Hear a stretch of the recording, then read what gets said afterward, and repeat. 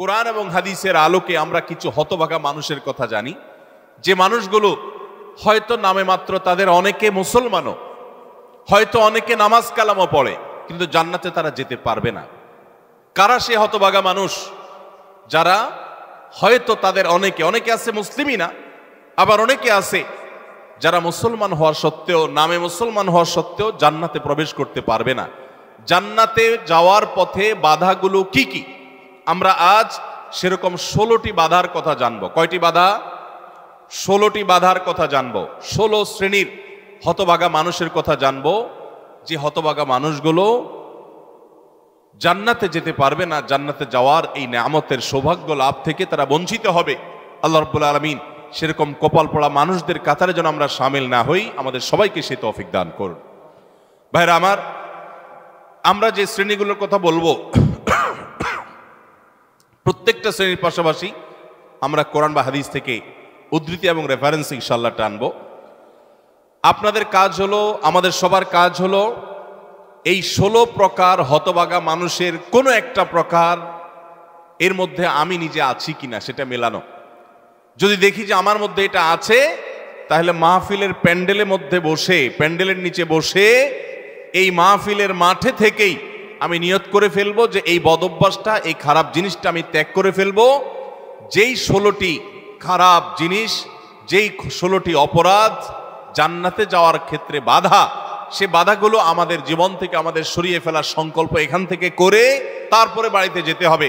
তাহলে আজকে মাহফিলে আসা, বর্ষা, আয়োজন করা সবকিছু সার্থক হবে ইনশাআল্লাহ।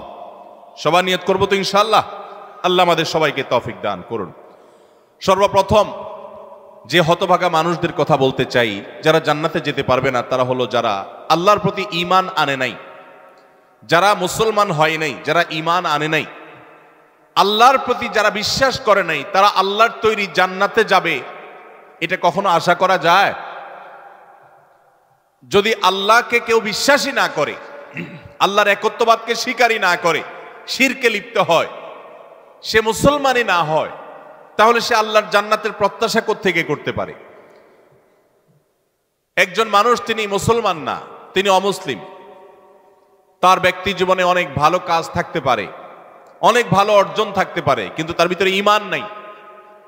এই লোকটা আল্লাহর কাছে জান্নাতের আশা কখনো করতে পারে? একজন মানুষ বাংলাদেশে মানুষের জন্য অনেক কাজ করেছেন, বাংলাদেশের উন্নয়নে অনেক ভূমিকা তার ছিল বা আছে, বাংলাদেশে অনেক কল্যাণকামিতা তিনি চান, তার অনেক ইন্ডাস্ট্রি কারখানা থেকে বহু দেশের উপকার হয়, দেশে মানুষের উপকার হয়, এরকম আরো বহু উপকারিতা তার দ্বারায় হয়। কিন্তু লোকটা বাংলাদেশের অস্তিত্বকে স্বীকার করে না, বাংলাদেশের অস্তিত্বকে স্বীকার করে না, বাংলাদেশের স্বাধীনতা, সার্বভৌমত্ব এগুলো স্বীকার করে না। সে যদি বাংলাদেশকে অস্বীকার করে, বাংলাদেশ রাষ্ট্রের বিরুদ্ধে বিদ্রোহ করে, তাহলে এই ব্যক্তিকে বাংলাদেশ রাষ্ট্র বা রাষ্ট্রের তরফ থেকে রাষ্ট্রীয় কর্তৃপক্ষ কখনো তাকে রাষ্ট্রের কোনো সম্বর্ধনা, রাষ্ট্রের কোনো বিশেষ সম্মাননা ওই ব্যক্তিকে কখনো দিবে? দেওয়ার কথা। যে রাষ্ট্রকেই স্বীকার করে না, রাষ্ট্র তাকে সম্বর্ধনা দেওয়ার কথা? তার হতে পারে অনেক অর্জন আছে, হতে পারে অনেক অবদান আছে, তার একটারও 2 পয়সার কোনো মূল্য থাকবে না যদি সে রাষ্ট্রটাকেই কি করে?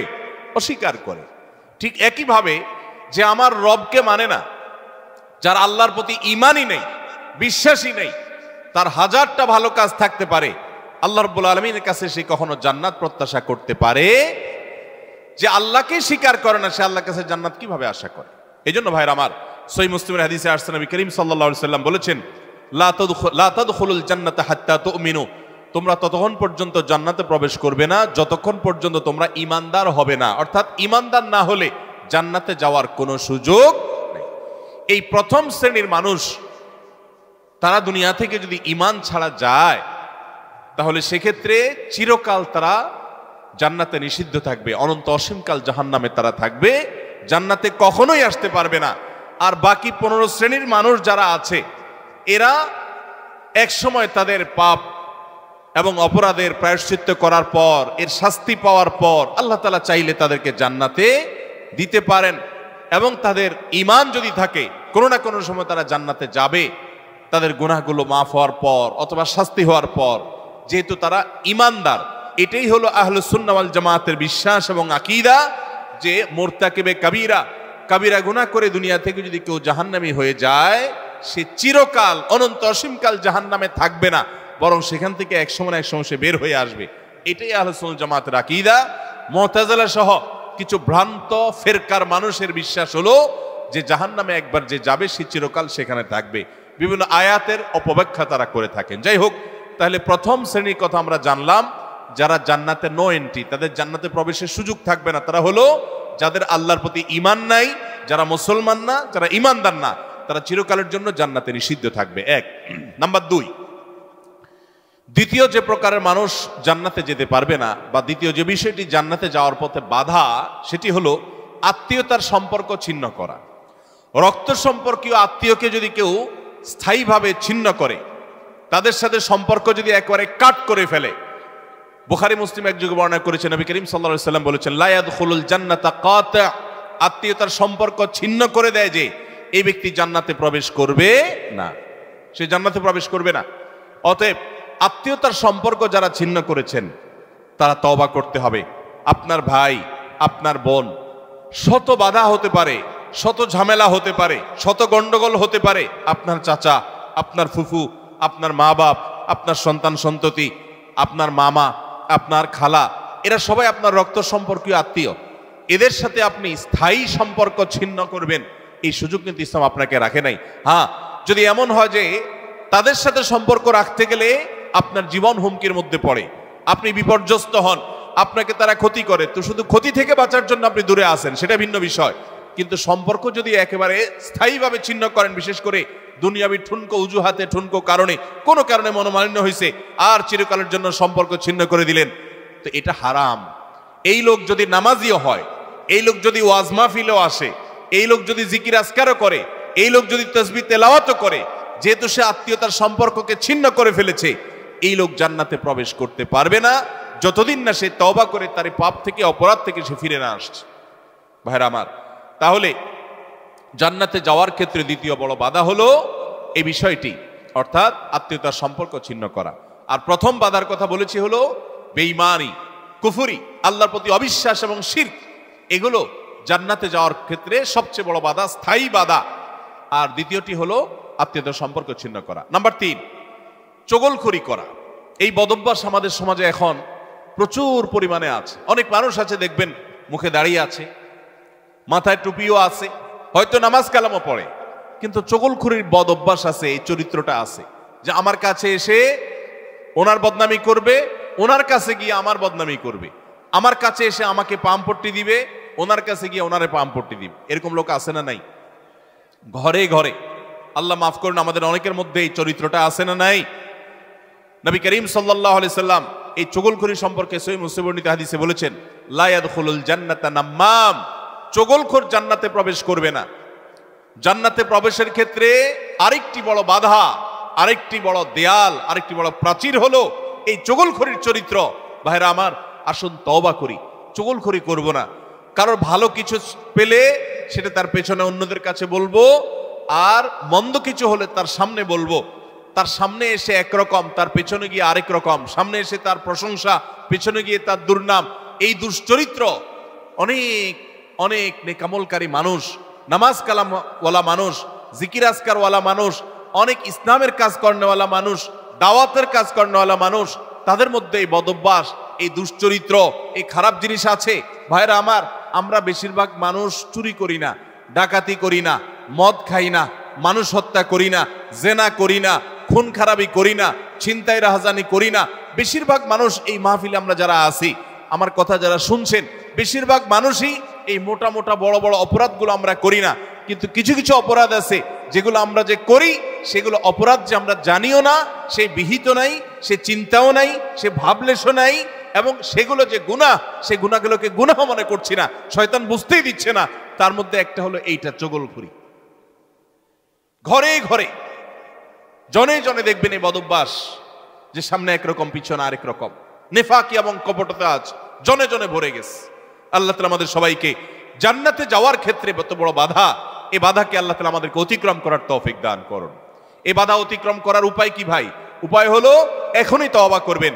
আমি জীবনে কখনো কারোর সামনে গিয়ে একরকম, পেছনে গিয়ে আরেক রকম, এই মুনাফিকি আমি করব না, এই কপটতা আমি করব না, এই 2 নম্বরে আমি করব না, এই প্রতারণা আমি করব না, কোনো মানুষের সামনে গিয়ে ভালো সাজবো, পেছনে গিয়ে দুর্নাম করব না, আরেকজনের কাছে গিয়ে তার দুর্নাম করা, আর আবার তার কাছে গিয়ে আরেকজনের দুর্নাম করা, অর্থাৎ দুজনের মধ্যে লাগালাগি করে দেওয়ার জন্য যে ভূমিকা, সেই ভূমিকা অবতীর্ণ হওয়া, এই চগলখড়ি, এটা হলো জান্নাতে যাওয়ার ক্ষেত্রে তৃতীয় বড় বাধা। চগলখোর সে জান্নাতে 9 এন্ট্রি থাকবে। আল্লাহ তাআলা আমাদের সবাইকে বদঅভ্যাস পরিত্যাগ করার তৌফিক দান করুন। নাম্বার 4, প্রতিবেশীকে যে কষ্ট দেয় এই লোকও জান্নাতে যেতে পারবে না। জান্নাতে যাওয়ার ক্ষেত্রে বড় বাধা হলো এই বদঅভ্যাস এবং খারাপ জিনিস, এই অপরাধ, প্রতিবেশীকে কষ্ট দেওয়া। এটাকেও আমরা অনেকে গুনাহের কাজ মনে করি না। অনেক লোক আছে দেখবেন গোটা দুনিয়ার সব মানুষের সাথে তার সম্পর্ক ভালো, কিন্তু নিজের প্রতিবেশীর সাথে সম্পর্কটা কি নাই? ভালো নাই। আছে না নাই? নিজের পাশের জমি যার, দেখা যায় আইলটা তার জমির দিকে ঠেলা হয়। আছে না নাই? তাহলে এটা প্রতিবেশী হক আদায় হলো না হক নষ্ট হলো? আরেকজনের সীমানার বরাবর গিয়ে এমন গাছ লাগাইলেন ইচ্ছাকৃতভাবে যাতে করে গাছের গোড়াটা আপনার এখানে থাকে আর গাছের ডালগুলা সব গিয়ে তার জমিতে পড়ে। আছে না নাই? অনেক ভালো ভালো মানুষ, অন্যান্য দিক থেকে ভালো, এরকম অনেক মানুষ এই কাজ করে কি করি না আমরা? আমি নিজেই জানি যে আমার এই যে সীমানায় গাছগুলো লাগাচ্ছি, এই গাছগুলোর ছায়া পড়ে তার ফসল নষ্ট হবে, তার জায়গাতে ছায়া পড়ে থেকে অনেক ফসল হবে না, ক্ষতি হবে। তারপর আমি লাগাই, ক্ষতি করার জন্যই লাগাই, যে গাছের গোড়াটা আমার থাকবে, আগাটা সব তার ঘাড়ের উপরে, তার জমির উপরে গিয়ে পড়বে, তার সীমানার উপরে গিয়ে পড়বে, ভোগ করব আমি। আছে না নাই? ভাইরা আমার, হাঁস দিয়ে, মোরগ দিয়ে, সন্তান দিয়ে, বিভিন্ন ভাবে প্রতিবেশীকে আমরা অনেকে কষ্ট দেই। নবী করিম সাল্লাল্লাহু আলাইহি সাল্লাম সহিহ মুসলিম বর্ণিত হাদিসে বলেছেন, লা ইয়াদখুলুল জান্নাতা মান লা ইয়ামানু জারুহু বাওয়াইকাহু। যে ব্যক্তির প্রতিবেশী তার হাত, মুখ এগুলোর কষ্ট দ্বারা, তার ক্ষতি এবং অনিষ্ট থেকে যে ব্যক্তি নিরাপদে থাকে না, অর্থাৎ প্রতিবেশীকে যে শান্তিতে রাখে না, প্রতিবেশীকে বিভিন্নভাবে কষ্ট দেয়, এই ব্যক্তি জান্নাতে প্রবেশ করতে পারবে না। আপনারা অনেকে একটা হাদিস শুনেছেন, বিখ্যাত প্রসিদ্ধ একটা হাদিস। নবী করিম সাল্লাল্লাহু আলাইহি সাল্লামের কাছে বলা হলো, হে আল্লাহর রাসূল, অমুক ব্যক্তি খুব নফল নামাজ রোজা করত, খুব দান সাদাকা করত এবং সব ভালো আমলগুলো করত, ফরজ তো করত, নফলও করত। ফরজ 5 ওয়াক্ত তো পড়তো, আবার নফল নামাজও পড়তো, ধরেন তাহাজ্জুদ, ইশরাক সব পড়তো, যাকাত তো দিত, আবার এমনিও দান করত। তার আমলের কোনো কমতি ছিল না। একটা দুর্বলতা ছিল যে প্রতিবেশীকে সে কষ্ট দিত, ঝগড়াঝাটি করত, তাদের হক নষ্ট করত। নবী করিম সাল্লাল্লাহু আলাইহি সাল্লাম বলেছেন, সে জাহান্নামী। তোমরা যার কথা বলেছো, আল্লাহ তাআলা ওহীর মাধ্যমে নবীকে জানিয়ে দিয়েছেন তার পরিণতি হলো জাহান্নাম। তার কোনো নামাজ, তার কোনো রোজা, তার কোনো ইবাদত, তার কোনো দান সাদাকা এগুলো তাকে রক্ষা করতে পারে না, সে জাহান্নামে যাবে, কারণ তার প্রতিবেশীকে সে কষ্ট দিয়েছে। এর বিপরীতে নবীজি সাল্লাল্লাহু আলাইহি সাল্লামকে বলা হলো যে আরেকজনের কথা আমরা জানি, শুধু ফরজ নামাজগুলো পড়তো, নফল নামাজ পড়ার সময় পাইতো না, শুধু ফরজ কাজগুলো করতো, অতিরিক্ত দান সাদাকার সুযোগও পেত না, কিন্তু তার একটা ভালো গুণ ছিল, সে প্রতিবেশীদের সাথে সুসম্পর্ক বজায় রাখতো। তারা যদিও খুব বেশি ভালো ছিল না, কিন্তু সে ভালো থাকার চেষ্টা করত, নিজে থেকে তাদের যেন কষ্ট না হয় এটা খেয়াল রাখতো। নবী সাল্লাল্লাহু আলাইহি সাল্লাম বলেছেন, এই লোকটা জান্নাতি। ভাইরা আমার, প্রতিবেশী যে কত বড় একটা ব্যাপার, এটা আমরা বেশিরভাগ মানুষ বুঝি না। গ্রাম বলেন, শহর বলেন, বেশিরভাগ জায়গায় আমরা প্রতিবেশীর হক নষ্ট করি। প্রতিবেশীকে জানেন? আপনার রক্ত সম্পর্কীয় আত্মীয়, যেমন মা বাবা, সন্তান সন্ততি, ছেলে মেয়ে, ভাই বোন, একেবারে এ ক্লাসের আত্মীয়, যারা এ ক্লাসের প্রথম সারির, যারা রক্ত সম্পর্কীয়, আপনার বাবার দিককার, বাপ মা, ছেলে মেয়ে, ভাই বোন, চাচা ফুফু, এদেরকে বলা হয় এ ক্লাসের আত্মীয়, একদম প্রথম শ্রেণীর। এই আত্মীয়দের পরে সবচেয়ে যার হক আপনার কাছে সবচেয়ে বেশি, তারা হলো আপনার প্রতিবেশী। বেশিরভাগ ক্ষেত্রে দেখবেন প্রতিবেশীর সাথে সম্পর্ক ভালো নাই, আইল ঠেলাঠেলি, গন্ডগোল, ফাসাদ, ঝগড়াঝাটি, মারামারি, গ্রামে এক ধরনের, শহরে আরেক ধরনের। শহরে ধরেন ধুমধাড়াক্কা গানের ভলিউম দিয়ে আশপাশের প্রতিবেশীকে কষ্ট দিচ্ছেন, ময়লাটা বের করে আপনি আপনার দরজার সামনে রাখছেন, প্রতিবেশী বের হয়ে নাকে হাত দিতে হয়েছে, আপনার জুতাগুলো তার ফ্ল্যাটের সামনে চলে গেছে, তাকে আপনি কষ্ট দিচ্ছেন, আপনার বিল্ডিং এর পাশের জায়গাটা খালি আছে, ময়লাটা সেখানে ফেলতেছেন, আপনার বাচ্চাদেরকে দিয়ে তারে কষ্ট দিচ্ছেন, গ্রামে দেখা যায় হাঁস মুরগি দিয়ে প্রতিবেশীকে কষ্ট দিচ্ছেন, আপনার ছাগল গিয়ে তার জিনিসপত্র খেয়ে ফেলছে, আপনার বাচ্চারা গিয়ে তাকে ডিস্টার্ব করছে, আপনার গাছগুলো গিয়ে ছায়া হয়ে তার জায়গাতে ক্ষতি করছে, তার জায়গা বরাবর আপনি পুকুর কাটতেছেন যাতে করে ভেঙে আপনার এখানে পড়ে। এক কথায় নানাভাবে আমরা প্রতিবেশীকে ক্ষতিগ্রস্ত করছি। এমনকি অনেক মানুষ অন্য অনেক ক্ষেত্রে প্র্যাকটিসিং মুসলমান হওয়ার সত্ত্বেও এই কাজটা করছে। নবী সাল্লাল্লাহু আলাইহি ওয়াসাল্লাম বলেছেন, খবরদার, যে ব্যক্তি প্রতিবেশীকে কষ্ট দেয়, প্রতিবেশী তার হাত মুখ দ্বারা কষ্ট পায়, এই লোক জান্নাতে যেতে পারবে না। তাহলে 4 নম্বর আমরা পেলাম, জান্নাতে যাওয়ার ক্ষেত্রে বাধা হলো প্রতিবেশীকে কষ্ট দেওয়া। আল্লাহ তাআলা এই বদঅভ্যাস এবং এই গুনাহ থেকে, অপরাধ থেকে আমাদেরকে বেরিয়ে আসার তৌফিক দান করুন। নবী করিম সাল্লাল্লাহু আলাইহি ওয়াসাল্লাম বলেছেন, প্রতিবেশী সম্পর্কে জিবরিল আমাকে এত বেশি সাবধান করেছে যে আমার মনে হচ্ছিল জিবরিল না জানিয়ে এসে বলে, আপনার মৃত্যুর পর আপনার সম্পদে বাবা মা ছেলে মেয়ে যার যার সম্পদের ভাগ আছে, এর মধ্যে প্রতিবেশীর একটা ভাগ আছে, এইটা না জানি কখন বলে আমি সেই চিন্তা করছিলাম। কারণ এতবারে সে জিবরিল আমাকে সাবধান করছে যে খবরদার, প্রতিবেশীর ব্যাপারে কেয়ারফুল থাকতে হবে, সতর্ক থাকতে হবে। আমরা সতর্ক থাকবো তো ইনশাআল্লাহ। নাম্বার 5, অহংকারী ব্যক্তি, যে অহমিকা দেখায়, দম্ভ করে, গরিমা নিয়ে চলে, মানুষকে মানুষ মনে করে না। কারোর টাকার গরম আছে, কারোর নাম যশ খ্যাতির গরম আছে, কারোর ক্ষমতার গরম আছে। আল্লাহ তাআলা এক একজনকে এক একটা দিয়ে পরীক্ষা করেন। এগুলোর মাধ্যমে যারা অহংকারী হয়ে যায়, এগুলোর কারণে যারা অহংকারী হয়ে যায়, এই অহংকারী ব্যক্তি কখনো জান্নাতে যাবে না। সহিহ মুসলিমের হাদিসে আসছে, নবী করিম সাল্লাল্লাহু আলাইহি ওয়াসাল্লাম বলেছেন, লা ইয়াদখুলুল জান্নাতা মান কানা ফি কলবিহি মিসকালু যাররাতিন মিন কিবরিন, যেই ব্যক্তির অন্তরে যাররা পরিমাণ অহংকার থাকবে, দম্ভ থাকবে, এই মুতাকাব্বির অহংকারী ব্যক্তি জান্নাতে কখনো প্রবেশ করবে না। আল্লাহ রাব্বুল আলামিন হাদিসে কুদসিতে বলেছেন, অহংকার হলো আমার চাদর। অহংকার হলো কার চাদর ভাই?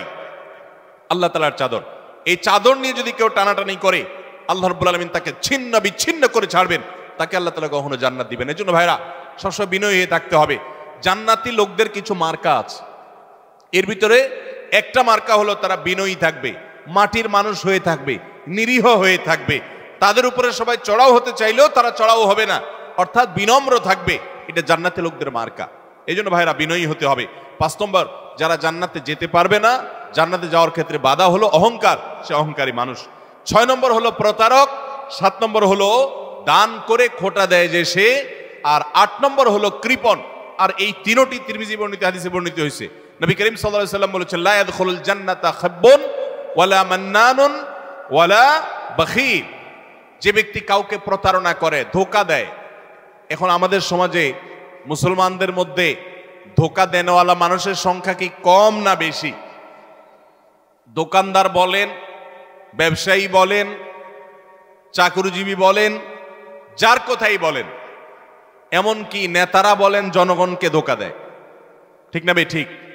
সবাই যার যার জায়গা থেকে কে কাকে ল্যাং মারবে, কে কাকে ধোঁকা দিবে, এটাই হলো আমাদের কাজ এখন।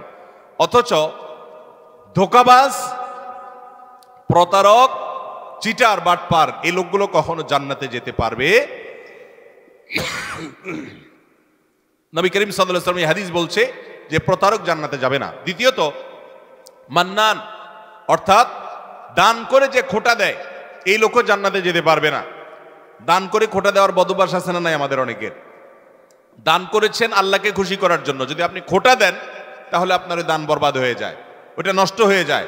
আল্লাহ বলেছেন, লা তুবতিলু সাদাকাতিকুম বিল মান্নি ওয়াল আযা, তোমরা দান করার পর খোটা দিয়া, কষ্ট দিয়া, যাকে দান করছো তাকে কষ্ট হয় এরকম কথা বলে ওই দানকে বরবাদ করে দিও না। আমরা অনেকে এই কাজ করি। দান করেছেন, ওই ব্যক্তির কাছ থেকে থ্যাঙ্কসের আশাও করবেন না। থ্যাঙ্কস মানে কৃতজ্ঞতা সে আদায় করবে, শুকরিয়া দিবে, সে আপনার স্বীকৃতি দিবে, এই আশাটাও আপনি করতে যাবেন না। আল্লাহ কোরআনে কারীমে সূরা দাহরের মধ্যে জান্নাতি এবং নেককারদের বৈশিষ্ট্য বলতে গিয়ে বলেছেন, ওয়ায়ুতঈমুনা আত-তাআমা আলা হুব্বিহি মিসকিনাও ওয়া ইয়াতীমান ওয়া আসীরা, জান্নাতি মানুষগুলো, আবরার এবং নেককাররা হলো তারা আল্লাহর মহব্বতে মিসকিনকে, বন্দীকে, অন্যান্য অভাবী মানুষদেরকে তারা খাদ্য দেয় এবং বলে ইন্নামা নুতইমুকুম লিওয়াজহিল্লাহ লা নুরিদু মিনকুম জাযাআও ওয়ালা শুকুরা, তারা বলে আমরা আল্লাহর জন্য তোমাদেরকে খাদ্য দিচ্ছি, তোমাদের কাছ থেকে এর কোনো ফিডব্যাক বিনিময় তো চাই না, এমনকি শুকরিয়া তোমরা যে আমাদেরকে থ্যাঙ্কস বলবা সেটা পর্যন্ত আমরা আশা করি না, দরকার নেই।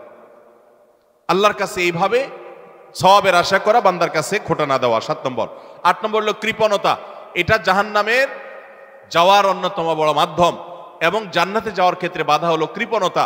নবী করিম সাল্লাল্লাহু আলাইহি সাল্লাম কৃপণ ছিলেন না, তার অনেক সম্পদ ছিল না, কিন্তু যা ছিল সেটা অকাতরে তিনি দান করতেন। তার যে দানশীলতা, আম্মা জান আয়েশা রাদিয়াল্লাহু তাআলা বলতেন যে তিনি দানশীলতা তার বিশেষ করে রমজান এলে এমন বেড়ে যেত যে মুক্ত বাতাসের মতো, যে চাইতো তাকেও দিত, যে চাইতো না তাকেও দিত, সর্বত্র তার দান ছড়িয়ে যেত এবং দান করতে করতে সব শেষ করে অনেক সময় বাসায় যেতেন, তার নিজের জন্য কিছুই রাখতেন না, এইভাবে তিনি দানশীল ছিলেন। তো নবী সাল্লাল্লাহু আলাইহি সাল্লাম কৃপণতা থেকে পানা চেয়েছেন। আমরা অনেকে কিন্তু কৃপণ, আল্লাহ অনেক সম্পদ দিয়েছে কিন্তু খরচ আমরা করতে চাই না। নবীজি পানা চাইছেন, আল্লাহুম্মা ইন্নী আউযু বিকা মিনাল বুখলি ওয়াল জুবন, আল্লাহ আপনার কাছে কৃপণতা থেকে পানা চাই। ভাইরা আমার, তাহলে জান্নাতে যাওয়ার ক্ষেত্রে 8 নম্বর বাধা হলো কৃপণতা। কৃপণ সে জান্নাতে এন্ট্রান্সের সুযোগ পাবে না। 9 নম্বর, ঘুষ দাতা এবং ঘুষ গ্রহীতা। যে ঘুষ দেয় সে যদি একান্ত নিরুপায় হয়ে দেয় এমন কাজ, যে কাজ না হলে তার জীবন বাঁচে না, অনেক জটিল প্রয়োজন, এরকম প্রয়োজনে সে যদি ঘুষ দিতে বাধ্য হয়, ঘুষ দেওয়া ছাড়া তার কোনো উপায় না থাকে, তাহলে ওই ব্যক্তিকে মাজুর হিসেবে আল্লাহ তাআলা মাফ করবেন আশা করা যায়। কিন্তু সচরাচর আমরা দেখা যায় আজকাল যেসব ক্ষেত্রে ঘুষ দিয়ে সুবিধা নেই, ওটা না নিলে আমি যে মরে যাব এরকম না, আমি ইচ্ছা করলে হারামটা নাও করতে পারি। আবার অনেক ক্ষেত্রে আমার বৈধ জিনিসটাকেই আমি অবৈধভাবে পাওয়ার জন্য আমি ঘুষ দিচ্ছি। তো এই যে ঘুষ দাতা, ঘুষ গ্রহীতা তো সর্বাবস্থায় অপরাধী, ঘুষ দাতাও সে অপরাধী হবে এইভাবে যদি সে ঘুষ দেয়। আপনি একটা জায়গায় কাজে যাবেন, সিরিয়াল দিয়া, সবাই সিরিয়ালে দাঁড়াইছে, আপনিও সিরিয়ালে দাঁড়াবেন, এটাই হলো নিয়ম। সবাই সিরিয়ালে দাঁড়াইছে, আপনি সিরিয়ালে দাঁড়াইতে চাচ্ছেন না, সেজন্য কি করলেন? ঘুষ দিলেন। ঘুষ দিয়া সবার আগে কাজটা করে নিয়ে আসলেন। এই যে ঘুষ দিল, এই ঘুষ দেওয়াটা সে, এটা কি সে বাধ্য হয়ে দিয়েছে? বরং এখানে যে ঘুষ খাইছে তাকে সে বাধ্য করছে। আমাদের দেশে আমরা সরাসরি শুধু ঘুষখোরদের দোষ দেই। ঘুষখোরদের তো দোষ আছেই শতভাগ, কিন্তু অনেক সময় ঘুষ যারা দেয় তাদেরও দোষ কম নাই। অনেক অফিসার আছে ঘুষ না খাইলে ক্লায়েন্টরা বরং পেরেশান হয়ে যায় যে এই স্যার, নতুন স্যার ঘুষ খায় না, তাহলে তো পেরেশানের ব্যাপার, কিভাবে 2 নম্বর এটা আদায় হবে। অতএব ভাইরা আমার, ঘুষ দাতা এবং গ্রহীতা, তাবরানী হাদিসে আসছে নবী করিম সাল্লাল্লাহু আলাইহি ওয়াসাল্লাম বলেছেন, আর রাশি ওয়াল মুরতাশি ফাফিন্নার, ঘুষ দাতা ঘুষ গ্রহীতা উভয় জাহান্নামে যাবে। অতএব ঘুষ দিতেও খুব সাবধান, আর যারা ঘুষ খাচ্ছে তাদের কথা তো বলাই বাহুল্য। তাহলে জান্নাতে যাওয়ার ক্ষেত্রে এই ঘুষ দেওয়া নেওয়া এটা একটা বড় বাধা, আর জান্নাতি হতে পারবে না, জান্নাতে নো এন্ট্রান্স থাকবে ওই সমস্ত লোকদের যারা এটা করে। নাম্বার 10, মাতা পিতার অবাধ্য। নাম্বার 11, নেশাগ্রস্ত, নেশায় আসক্ত। এই সম্পর্কে নাসাই বর্ণিত হাদিসে আসছে নবী করিম সাল্লাল্লাহু আলাইহি ওয়াসাল্লাম বলেছেন, লা ইয়াদখুলুল জান্নাতা আকুন ওয়ালা মান্নান ওয়ালা মুদমিনু খামরিন, জান্নাতে যেতে পারবে না মা বাবার নাফরমান, মা বাবার অবাধ্য, মা বাবার সাথে বেয়াদবি করে, মা বাবার যৌক্তিক নির্দেশগুলোকে লঙ্ঘন করে। অনেক মানুষ আছে দেখবেন নামাজ কালাম পড়ে, কপালে সিজদা পড়ে গেছে, অন্য অনেক ভালো কাজ করে, কিন্তু মা বাবার প্রতি তিনি অনুগত নন, তাদের সাথে নাফরমানি করে। এই সন্তান কখনো জান্নাতে যেতে পারবে না যাবত না আল্লাহ তাআলা তাকে মাফ না করেন, অথবা তার এই পাপের প্রায়শ্চিত্ত সে না করে। অর্থাৎ এটা জান্নাতে যাওয়ার ক্ষেত্রে বাধা, মাতা পিতার নাফরমান। আর 11 নম্বর হলো মাদকে আসক্ত, যেটা এই একই হাদিসে নাসাই বর্ণিত হাদিসে আছে। মাদক আসক্ত অর্থাৎ মাদক সেবন করতে করতে এটা দেশে অভ্যস্ত হয়ে পড়েছে, এটা স্থায়ী রোগে পরিণত হয়েছে, এই লোকটাও জান্নাতে যেতে পারবে না। 12 নম্বর হলো ওই লোক যার শরীর হারাম দ্বারা গঠিত হয়েছে, যার গোশত, মাংস, রক্ত হারাম খেয়ে, হারাম উপার্জন করে করে এগুলো গঠিত হয়েছে। সেটা সুদের টাকায় হোক, সেটা ঘুষের টাকায় হোক, সেটা চুরির টাকায় হোক, সেটা দুর্নীতির টাকায় হোক, সেটা যেভাবেই হোক না কেন। এই সম্পর্কে মুসনাদে আহমদের হাদিস আছে, নবী করিম সাল্লাল্লাহু আলাইহি ওয়াসাল্লাম বলেছেন, লা ইয়াদখুলুল জান্নাতা জাসাদুন নাবাতা বিসসুহত, যে শরীর হারাম দ্বারা বৃদ্ধি হয়েছে, হারাম দ্বারা গঠিত হয়েছে, সে শরীর জান্নাতে প্রবেশ করবে না। এটা হলো 12 নম্বর। 13 নম্বর হলো অহংকারী ব্যক্তি, যে শুধু অহংকার করে তা নয়, অহংকারের পাশাপাশি আরেকটা বদ অভ্যাস আছে, আরেকটা রোগ আছে, যে রীতিমতো কাউকে পাত্তা দেয় না এবং গোয়ার কিসিমের হয়, খুব তেড়া কিসিমের হয়, শক্ত মেজাজি হয়, কোনোভাবেই সে নরম হতে চায় না। এই উতুল এবং জাওয়াজ আবু দাউদ শরীফের হাদিসের বর্ণনা মতে এই টাইপের মানুষও জান্নাতে যেতে পারবে না, যারা অনেক বেশি এরকম গোয়ার হয় এবং রূঢ় স্বভাবের হয়। স্বভাবটাই হলো রূঢ়, স্বভাবটাই হলো রুষ্ট, সে সবসময় মানুষের সাথে এরকম কঠোর স্বভাবের হয়, তার মনটাই হলো পাথরের মতো। এই মানুষগুলো জান্নাতে যেতে পারবে না এবং আবু দাউদের হাদিস সেটি বলছে। আর 14 নম্বর হলো গণক, যে ভবিষ্যতে কি হবে না হবে মানুষের সমস্ত গণক গণনা করে বিভিন্ন খবর বলে দেয়। অনেক সময় এগুলো সত্য হয় এবং কুফরি কালাম করে শয়তানের আশ্রয় নিয়ে ব্ল্যাক ম্যাজিকের মাধ্যমে, জাদুবিদ্যার মাধ্যমে বিভিন্নভাবে এরকম অনেক কিছু বলতে পারে তারা, এবং সেগুলো খেটেও যেতে পারে, অস্বাভাবিক নয়। কিন্তু এই যে অসৎ উপায়ে কুফরি কালামের মাধ্যমে, জাদুর মাধ্যমে শয়তানের আশ্রয় নিয়ে ভবিষ্যৎ সম্পর্কে বলে দেয়, এই রকম গণক যারা, এরাও জান্নাতে যেতে পারবে না। এমনকি তাদের কাছে যারা যায়, যারা তাদের কথা বিশ্বাস করে, আস্থা রাখে, এদের ইবাদত পর্যন্ত একটা মেয়াদ পর্যন্ত কবুল হবে না, হাদিসে বলা হয়েছে। তাহলে 14 প্রকার হলো এই গণক।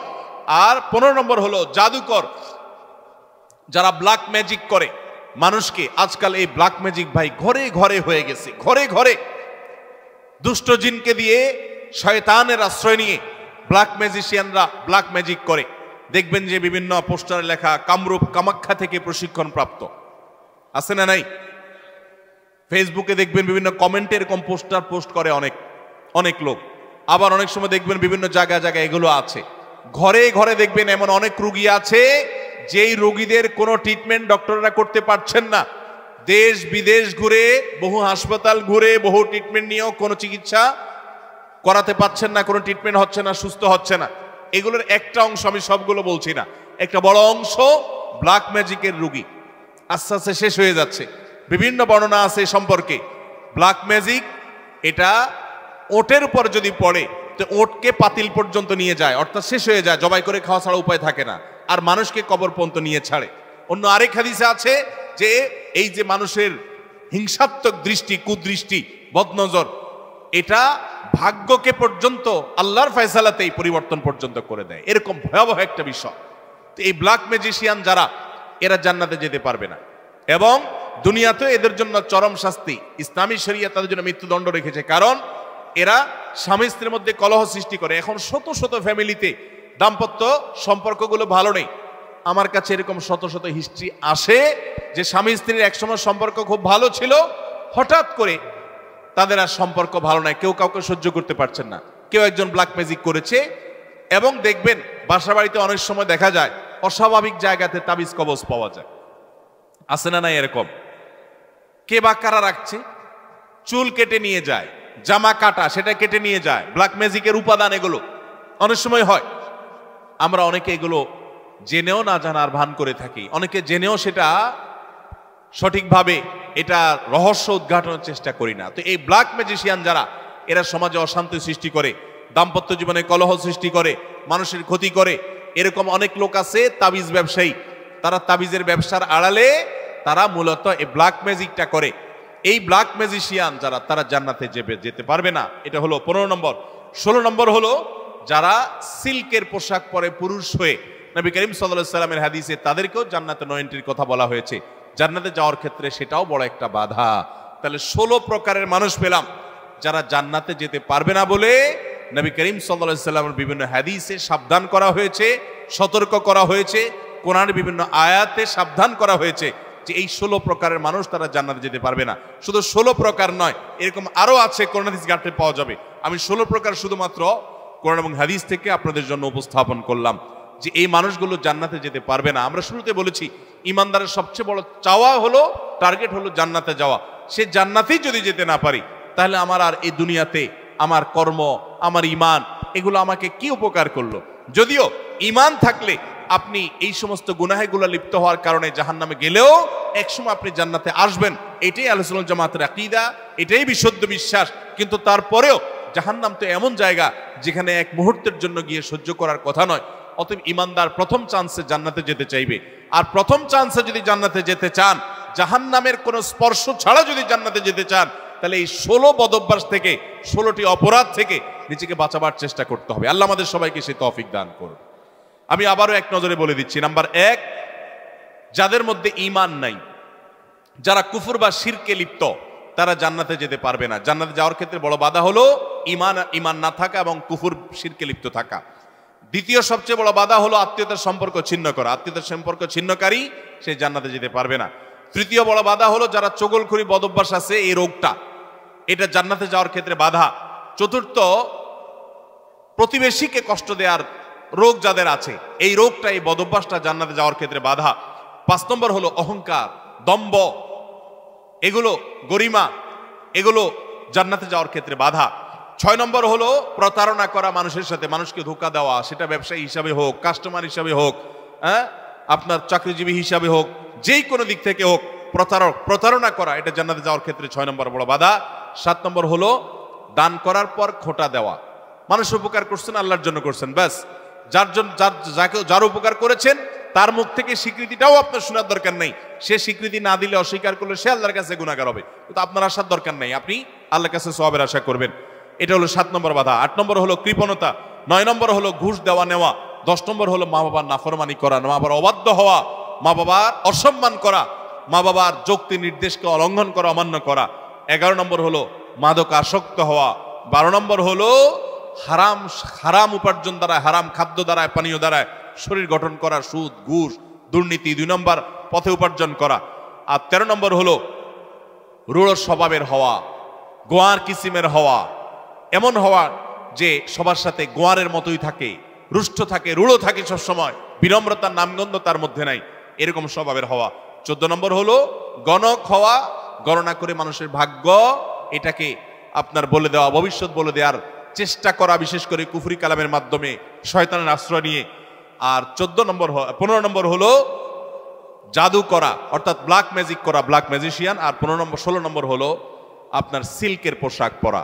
আল্লাহ রাব্বুল আলামিন এই সব কবিরা গুনাহ, এগুলো যেগুলো বললাম, এগুলো একটা সগীরা গুনাহ না, প্রথমটা শুধু কবিরা না, আকবারুল কাবায়ের, সবচেয়ে বড় কবিরা গুনাহ, বরং সেটা কুফরি, ঈমান বিধ্বংসী বিষয়।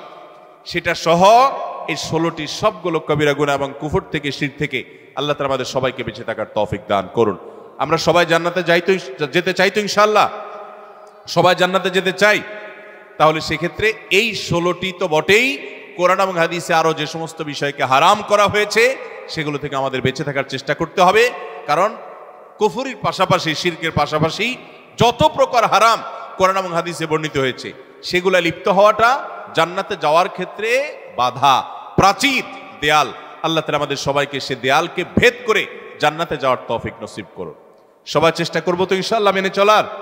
ভাইরা আমার, এই প্রকারগুলো পারলে লিখে ফেলবেন, এটা কাগজে লিখে ফেলবেন। আমি সংক্ষেপে সামারি বললাম, এই সামারিটা লিখে ফেলবেন।